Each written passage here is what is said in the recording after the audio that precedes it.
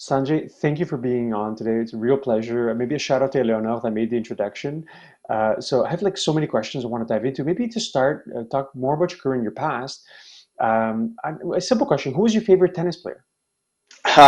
Well, first of all, thank you so much for having me on the show today. It's a great pleasure to be spending this afternoon talking to you. And yeah, my favorite tennis player, I've always and there's always a battle between Federer and Nadal, and there's you're either on the Federer camp or on the Nadal camp. For me, I admire the finesse of Federer, but ultimately, if I had to pick one, I just admire the grit and hard work of Nadal. And so the way he's been able to hustle and get his way out of really tough situations on the court has really caught my attention and is my favorite player. Yeah. Did you go almost to pro? Like you played like pretty high level, right? Like so, just curious. Like that would just by my tennis question. So just curious as to like how far you went in your career. Yeah, I played really competitively up until the age of 16, kind of playing around different parts of the country in Canada in tournaments, and also eventually got to play tennis for college in the U.S. And when I was a kid, I always wanted to be a tennis pro. I think there came a point in time where I had to pick between being a tennis pro and kind of spending time in university and all that. And so now I've fallen a little bit out of touch from it, and I've actually lost the rank to my younger sister in the family as the best tennis player. So now she's over in college playing every day, 6 days a week. I'm playing whenever I can, and yeah, trying to catch up with her again one day maybe. Yeah, you got the right answer, by the way. It's Nadal. Just so you, it's like I'm Good to know. huge Nadal fan. Like I like Federer, but it's like there's just something that for me, I was like, Nadal. Always had a soft spot, and like still root for him, to this day. So yeah, he's been maybe a little bit more less pro tennis is here, but yeah, like I think he's gonna shatter every record. Right? It's just a question of time. Like he's not far away. So I agree. And he's such an amazing human being. Like when you see him on the court and off the court, he's just so genuine and so passionate that that's what I like about him too. yeah, I think we could riff on tennis for a while, but like maybe I guess the real topic was going to be more tech and entrepreneurship, which has really been your wheelhouse. Like maybe first question is, what got you interested in entrepreneurship, right? Like you've studied and followed the space, and we'll get into it. But curious as to how you got interested in it to start with. Yeah, it's a great question. And for me, my story with entrepreneurship goes back all the way to more or less my high school days. Back when I was living in Montreal, in my final year of high school there, I got involved in this program that's called Junior Achievement or Young Entrepreneurs. And within that, essentially, with a group of students, we had to start a company and see that company run through from the start of the year till the end of the year. And we started something really simple back in the day. We started a company that was selling gloves, typical Canadian problem, selling gloves that you could use your iPhones with at the time that had a tactile kind of feature that weren't that prevalent because it was just around 2008, 2009 when the first iPhone came out. And we sold this to a number of different students and people around Montreal. And that was kind of my first bite into entrepreneurship. And within this program, I got an award after we started up this company for the young entrepreneur of the year in Quebec back in 2009. That opened a bunch of doors for me. It opened a door that allowed me to get a scholarship to study in Toronto at this boarding school at Upper Canada College, and essentially ever since then, I've always been passionate about kind of the idea of starting new businesses, what it takes to be an entrepreneur, and the different problems that you can solve by being one. And it led me kind of to go to Babson, which is a very entrepreneurial focused college, and led me to the career that I'm in today. Which essentially, if I had to sum it down for me, I have two passions. And one of those is entrepreneurship, and the other one is finance. And I find venture capital, where I'm in today, is at the perfect intersection of those two passions. Yeah. And you picked up finance a lot doing M&A, right? So I was just curious about M&A being like kind of like the foundational groundwork, like dissecting companies, also the art of deal making, which as a VC, it's just about deal making. So curious as to like how important was that education in M&A in the sense of like working in it. How important was it for you in your role today as a VC? Yeah, I like the way you frame it in terms of education in M&A, and especially the education piece of it. For me, like the core reason why I went into investment banking out of college was essentially I took a class on venture capital in my sophomore year at Babson, and I knew that VC is what I wanted to do down the road. And I asked the professor at the time, what are the paths to get into venture capital? And she gave me a very direct answer of you either go into investment banking or you become a founder of a successful startup and then start your own fund or join a fund as a partner. And looking back at it, that advice is I think is a bit of dated advice or a little bit old fashioned because there are many other ways today to get into venture capital that I'd recognize. But I took that advice at the time to heart and I said, okay, well, I'm going to go down the investment banking path and learn as much as I can. And I took it as I would do 2, 3 years in investment banking, get that stamp of approval in a way, and learn as much as possible doing different transactions. And I joined the team at Rothschild's in London and tried to work within the tech team or within the TMT team and do as many tech deals as possible to really curve up my experience on that angle, knowing that eventually I would want to look at entering the venture capital world. And I found it to be a really formative experience just in terms of being able to work under pressure, under quick, really fast timelines, and having to analyze different files and different types of companies, and quickly getting familiar with the market, with the deal dynamics, with the players around the table, and also the structuring of how to make an interesting investment or deal happen.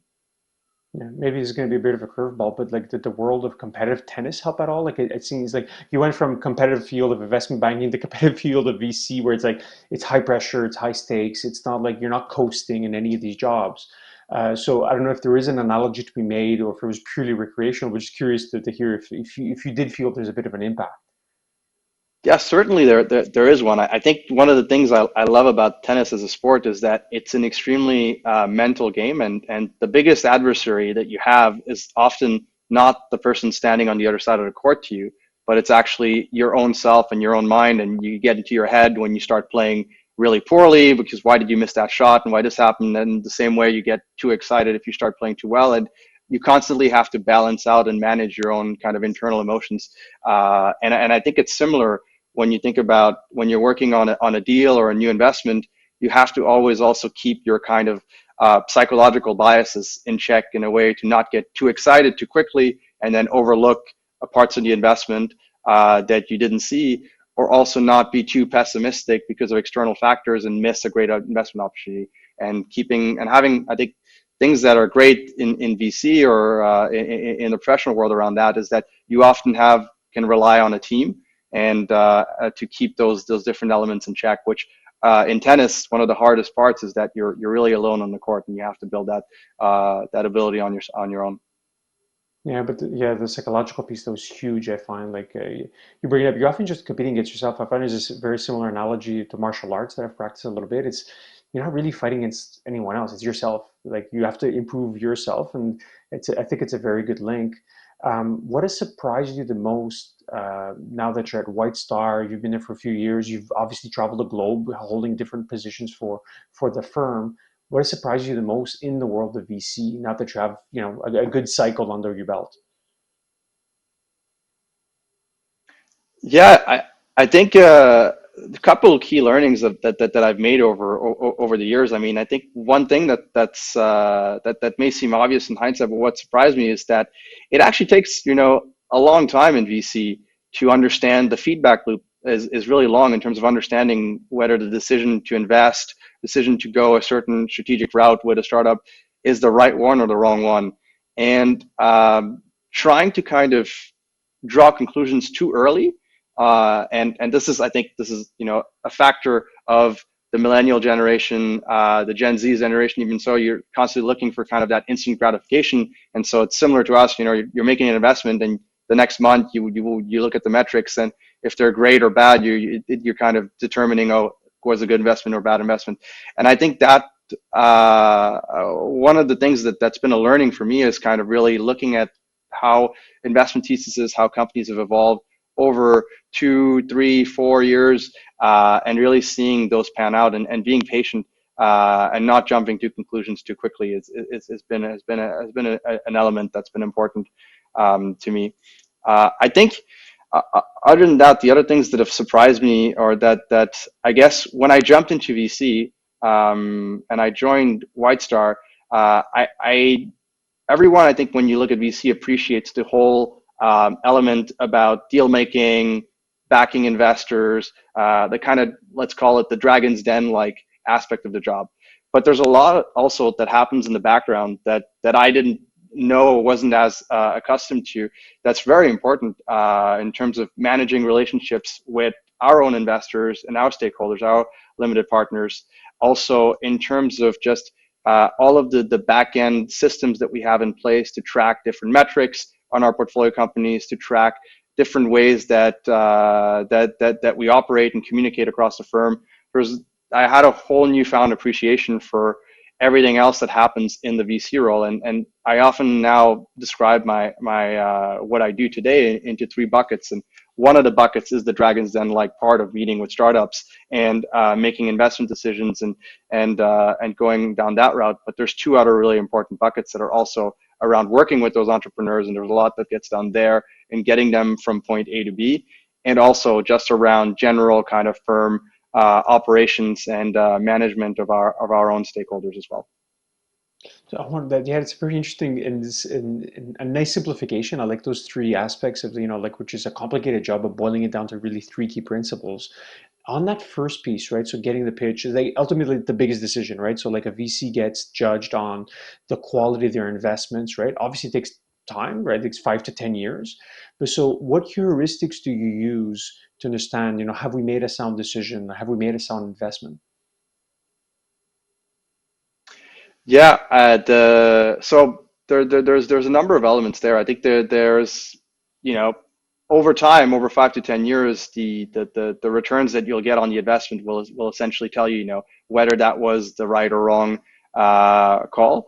But there's a lot of things that happen in between, and I'd say one of those elements is the relationship between us, WhiteStar, the firm, or myself as the investor, and the management team, and to see how that evolves. Like if it becomes, in great scenarios, it becomes this symbiotic, very partnership-like relationship, then it's a great signal to show that we were aligned from day one, from when we assessed and decided to invest, and we've remained aligned, and if anything, even more aligned in how we are seeing this business and this thesis evolve in the market.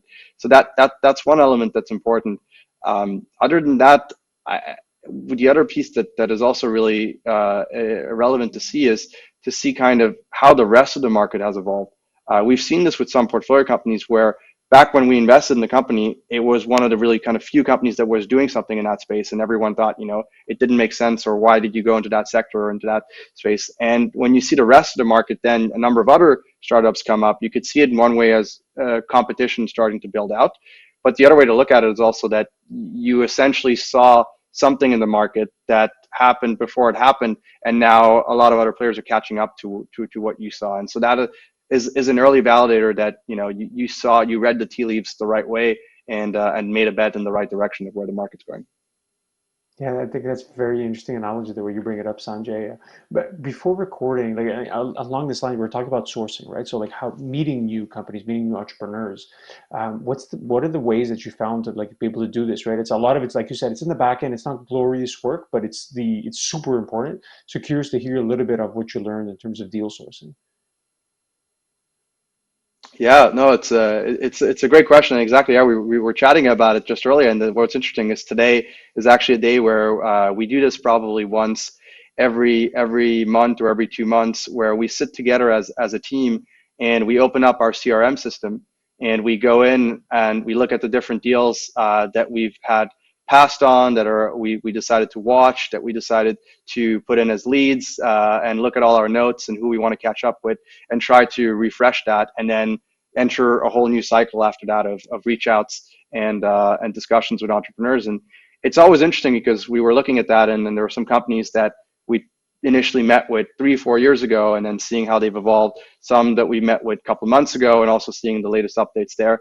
And it's a desktop driven process in some ends, in terms of just having multiple tabs open looking on PitchBook, what's the latest news, looking on Google News, looking at the company website, looking at LinkedIn, trying to basically build up this mosaic theory of information to try to figure out which founders we want to reach out to next and follow up with. And so this is essentially part one in kind of our funnel. Then part two is we will go and either try to reach out through our networks if we know fellow co-investors that invested in at the seed stage that are in the company and try to get a warm intro from them, or we'll just reach out directly to the founders and introduce ourselves to them and tell them, you know, why we think we can be helpful for their next round and get their updates. And yeah, and then this is the really exciting part of the job is we set up these calls and really get to hear the stories. And sometimes companies that we identify as exciting and relevant to us blow us away and say, hey, we really should dig deeper and do more with them. And other times we realize it's not a fit for us necessarily, but it's an ongoing kind of cycle, and it's always exciting to see kind of how different companies evolve in the market, where they fit. And I think in Canada specifically, we have the luxury of we have a big market here, but it's not a market that is impossible to manage at a firm level. And so we, across kind of the different members of our team, we try to have a very high coverage of all the different startups that are in the ecosystem here and keep track on what's happening at different levels and see the evolution there. Yeah. I'm going to ask you, my next question is going to be about Toronto because you recently just moved there. But I want to go maybe unpack a little bit about the sourcing piece. You mentioned a little bit of the work as to how you do it. There's been this trend of more and more dry powder in the markets, more and more capital. So I'm curious if you found it harder to be able to source deal to get in front of entrepreneurs because they're like, well, thanks, but I have another, five firms, knocking on the door. And if so, how has WhiteStar differentiated itself, right? So like, how have you guys proven your value to the entrepreneurs that you work with? Yeah, no, that's a great question. It's definitely gotten, especially in Toronto, it's gotten a lot more competitive over the last few years. There's been a lot more activity from investors in the U.S. coming into Canada as well, and its valuations have been driven up recently too, especially in the last few months. Because what's happened is, and if you look at the latest kind of numbers also that just came out this morning from the CBCA on the Q3 2020 numbers in terms of deal numbers and deal dollars that have been invested, there's been less activity overall because a lot of founders have decided to push back their fundraising up until 2021. And so that means that the companies that have been raising have been a little bit fewer and further in between, while the dry powder and the funds that are there to deploy from different VC funds hasn't changed that much. And so that has created a dynamic in the market where valuations, especially for the companies that are raising, have been driven up, which has been great for entrepreneurs. And the way that we've been trying to navigate that is, to be completely frank, we've been asking ourselves a lot of questions internally, whether we want to jump in at some of these really high valuations to pick up some of the deals that are happening, or whether we want to take a little bit more of a patient and approach to see how the market will settle over the next few months. And I think if there's a great deal to do, we're always going to do it, no matter what the market conditions are. But it definitely means that we have to be a little bit more prudent on where we deploy and how quickly we deploy. But the other piece in terms of winning the entrepreneurs' trust or getting them to choose to partner with us amongst the different options that they have, what it comes down to is, and it goes back to the sourcing exercise that we're doing, we want to talk to founders not when they're just kickstarting around. We want to talk to them early on, build a relationship, be helpful to them, and really kind of start to show them, where WhiteStar, for what kind of situations, we're the perfect partner. And the way we describe ourselves, like in Canada, our USP, so to say, is that we're more or less the only international fund. So we're headquartered in New York. We're the only international fund that has a deep kind of presence in Canada with an investment team of 6 people spread between Montreal, and Toronto. And so we have a global perspective. We can bring that global perspective and help open doors to our offices in London, in Paris, to our venture partners in Tokyo and Hong Kong. But while we bring all these international kind of elements to it, we're also, a few streets away, or we're here locally in both Toronto and Montreal, and can be there, and are not just kind of sitting a couple thousand miles away from where the entrepreneurs are. And so that's a big piece. The other piece that is our biggest selling pieces is our own entrepreneurs that we've backed. So we have about 35 core portfolio companies that we've invested in over the last since 2014, since our first fund, and we're on to our third fund now. And so there's been a number of great success stories and stories that our founders can kind of speak to. That often is like when we get deep and serious into a process with an entrepreneur, we'll always offer them the chance to talk to different entrepreneurs that we've backed, to get their story directly from them of when things were great, what we did, when things weren't so great, in tough times, how we've supported. And I think any founder, like my advice to any founders, you should always ask for those kind of intros and those kind of discussions, because any fund will have their marketing pitch and spiel of why they are the greatest, but you really only hear the truth from the history and the experience of past entrepreneurs that have gone through being backed by that fund. Yeah, I think it's a testament to a lot of the good work that you guys have done, right? So I've had some of those entrepreneurs on the podcast, and they've all spoken great of you guys. So, and yeah, like hats off. And I'm not with Thank you. the. So yeah, give you what's the expression in French? Péter les bretelles. Like I'm giving you a real good compliment here.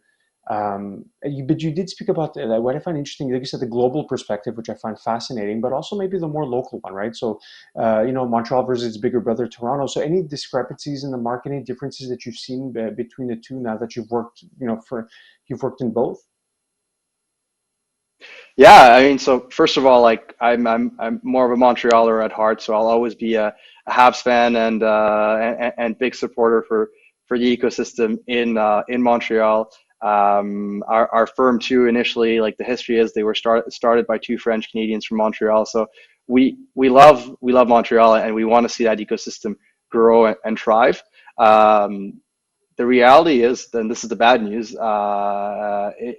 in the last couple of years, we've been seeing a clear divergence in deal flow between Quebec and Ontario, and there's just been more startups and more fundraisings happen in Ontario than there has been in Quebec, and the trend is getting, the gap is getting wider and wider, and I think it comes down to some, not to reasons that can be fixed and that can be solved.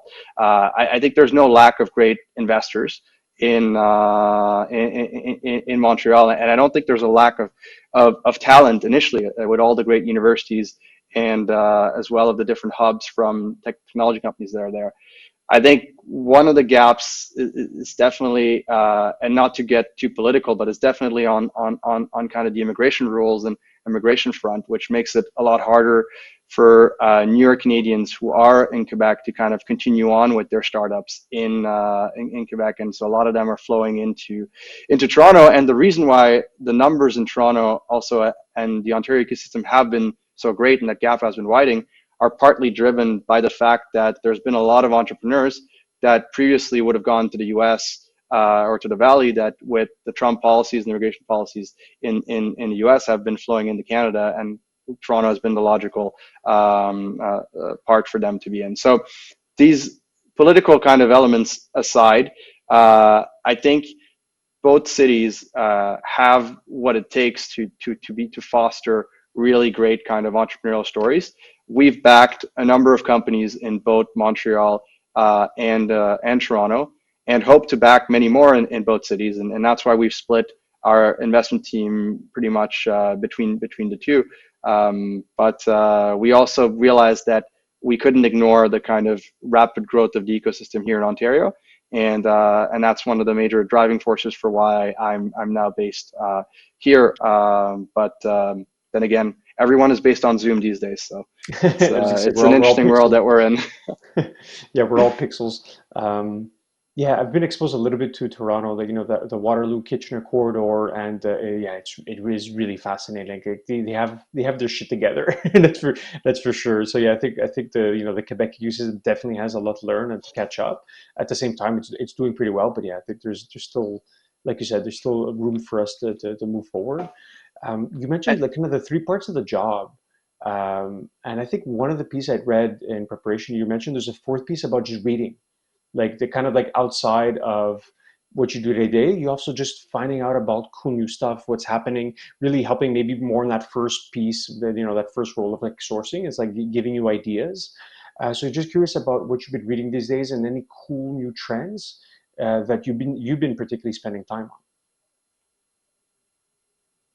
Yeah, no, reading is super important, and it's I got this new remarkable tablet like that just came out, and I've been trying to load it like with it's like a super thin paper tablet like this, and I've been trying to load it with a bunch of materials to read when I get my next kind of quiet moment to sit down. But just to address the first part of that, I think one of the difficulties, and I've learned this kind of early on in VC, is that you get so busy meeting different companies, you get so busy kind of working on different deals that you often like, and I've run into this in the first couple of years. I just clogged my agenda with meetings and catch ups, and never ended up having any time to actually read and catch up on different trends. And it's such an important part of our job because we actually have to. We get so much different information, so many different signals, but if we don't take the time to process all of that, it's hard for us to make really good investment decisions in the long term. And so now I purposely block out, I try to block out at least one day a week where I don't take any meetings and I just read and catch up. Either it could be catching up on different decks that entrepreneurs have sent across or different internal materials, or just reading on kind of larger macro trends. And so the banker in me, what I used to do when I was in my banking days is every time I went on vacation or I was working in London, so every time I would fly back from London to Montreal to see family, I would print out a whole kind of book of broker notes on different sectors that I was covering or that we're interested in. And I've continued to do that as a tradition through different friends who are still in the banking world. I typically try to read different notes from just equity research desks of what's happening in the world of VR, what's happening in the future of work space, and just try to catch up on the latest trends there. We've been doing a lot of work internally as well. You may have seen on the past year we published 8 reports on 8 different sectors that we've been tracking, and it's been a big kind of content marketing piece for our firm, but it's also been a very big kind of internal exercise to help us reflect on these 8 key trends that we think are really relevant for WhiteStar for this coming fund. And so I try to just read everything that I can kind of get my hands on that has a view on where things are going and where different technologies, what people think is going to happen with them. And then other than that, for pleasure, I've recently picked up a book that it's been a long time overdue on my list, and I started reading *Sapiens*. And I've been enjoying that book quite a lot to just understand. I love the way he kind of phrases and summarizes kind of the history of humanity in story form. But yeah, I try to read as much as I can, and I think it's not just about reading; it's also about reading and then just taking time after you read something to just let it sink in and reflect and form your own view about where things are going. So I keep a journal myself too of just different thoughts that I have and try to process kind of what I read and make predictions or just make sense of everything, all the different signals that we get on a daily basis. Yeah. You mentioned those 8 trends. Are there any particular trends, maybe not of those 8, but any that you find interesting that are maybe not well that's not well known today or maybe misunderstood?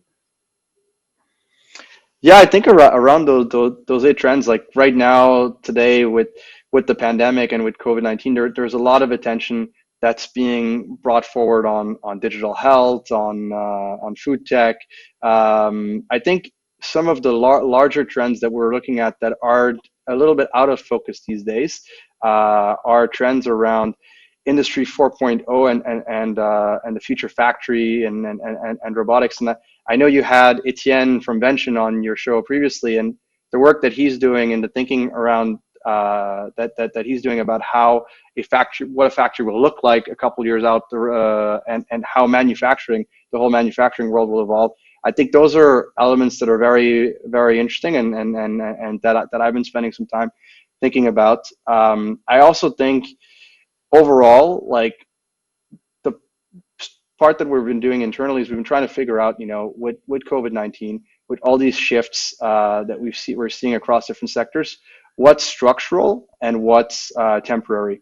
That's been a big part of a lot of companies we meet like these days have these massive growth curves, and it's basically since March 2020 the curve did this, and we're often asking ourselves, is it how long is it going to last? Is it a permanent change in the world, or is it a bit of a temporary blimp? And spending a lot of time trying to figure that out for different sectors. I think for some it's definitely structural.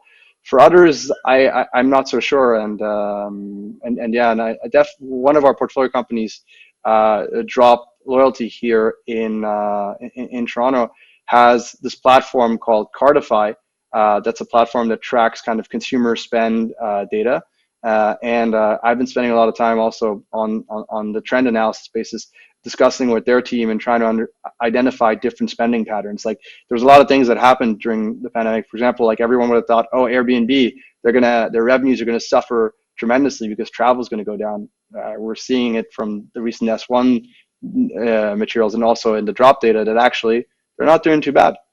People are still booking a lot of Airbnbs, and even though it's domestic travel, there's still a lot of movement, and they're doing a lot better than the traditional kind of hotel or hospitality space. And so trying to also understand within those trends some of these misconceptions, that there's a lot of things that are happening with COVID-19 that are obvious and you can just infer from the changes in consumer behavior, but there's other things within that that are not as obvious, and those are the ones that I'm really kind of interested on, because I think those are the areas where not everyone is looking, and where there is from an investor perspective, there's some alpha to be made, or there's some opportunities to be found. Well, that's it, right? So you're going to make a better return when it's non-obvious, right? Like going back to the Airbnb example, like I read their S1 and it's like they're doing pretty well, but it's like you would think that, the travel sector as a whole, there's like it's been basically, blood red, but the company's been extremely resilient, and also, their bet on the sharing economy piece has really worked out well. So I like how it's also a non-obvious bet. It's like Airbnb coming out of this, no one would have bet it maybe back in March, but it seems to be pretty solid, at least if you look at their cohorts and the data that they're sharing. Um, you guys invest in the early stage. I'm just curious as to like what else is exciting in the early stage that you think is something that is important right now that you're spending time on.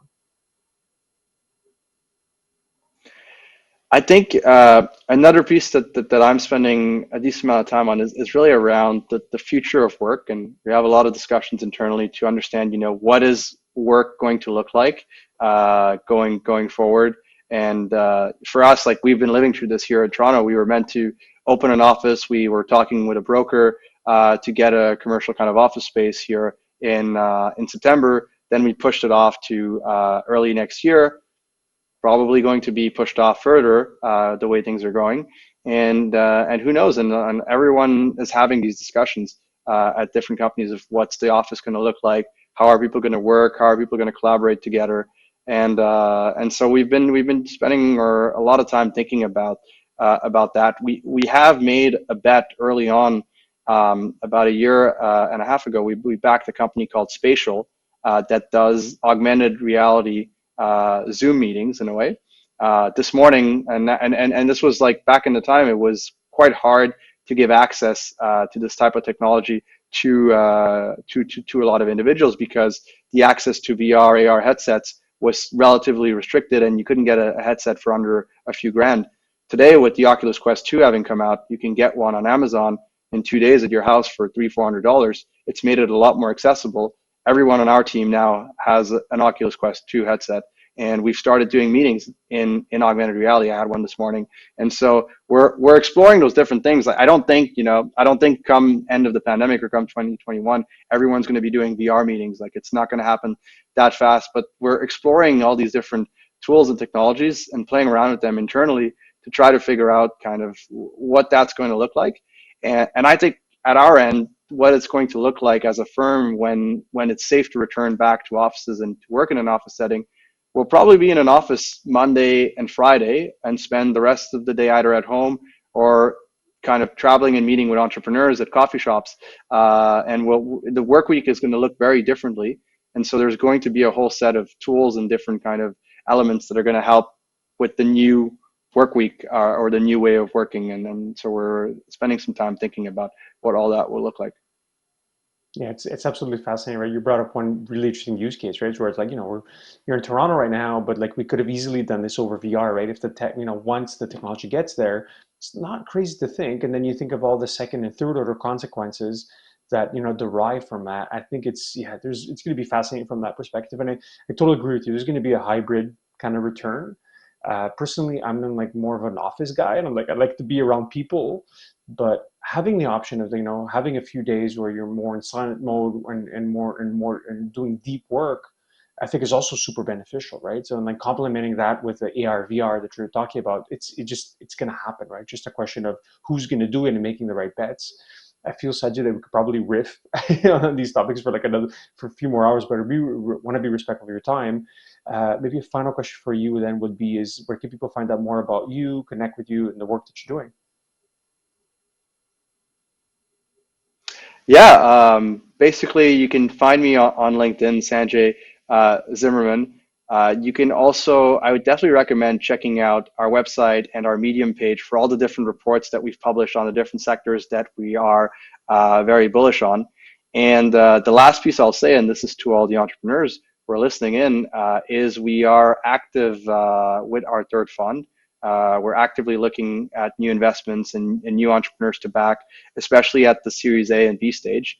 And yeah, and we're looking forward to the next new rocket ships and stories to be backing. Amazing, Sajid. Thank you so much, man. This was great. Thank you so much. This was a fantastic afternoon and amazing questions.